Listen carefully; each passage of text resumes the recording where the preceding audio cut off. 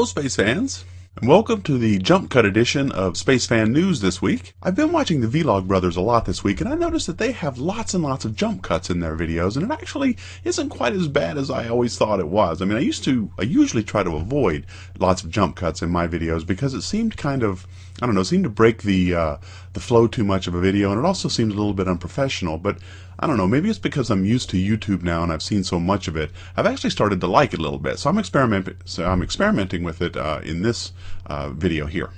The way I usually make videos is I will write a script and I will rehearse it over and over again and try to get it all down in one take. The problem with doing that is that by the time I get to almost to the end of the script, I might make a mistake and then I have to start all over again. So after about 20 or 30 takes, I finally get it to the point where I can actually stand to look at it and post it on YouTube.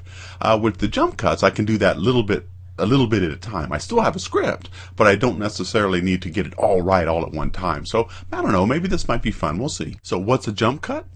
This is a jump cut. Okay, time for the space news this week.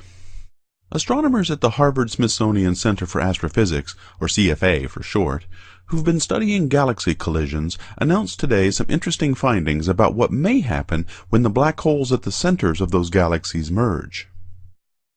According to the models they developed, the two merging black holes swirl around each other, stirring the galactic center, sending out strong gravitational signals called gravity waves.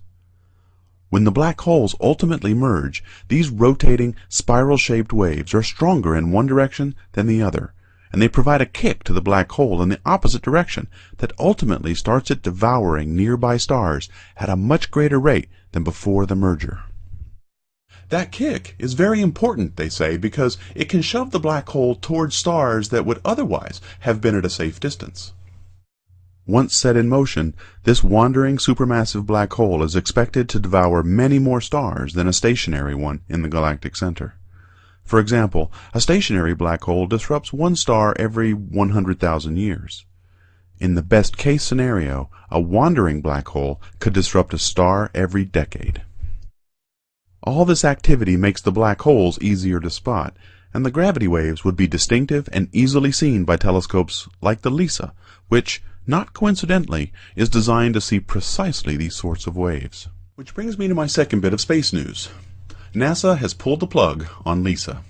Just this week, it was announced that the science team for LISA is to be disbanded. Because of money shortages and cost overruns on JWST, NASA can't fund it, which is very sad news indeed. LISA is not totally dead, though.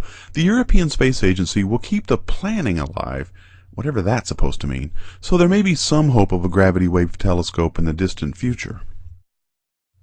LISA's predecessor, the LIGO, failed to detect any gravity waves, but it's due for an upgrade, so we'll keep hope alive that maybe it can find something interesting.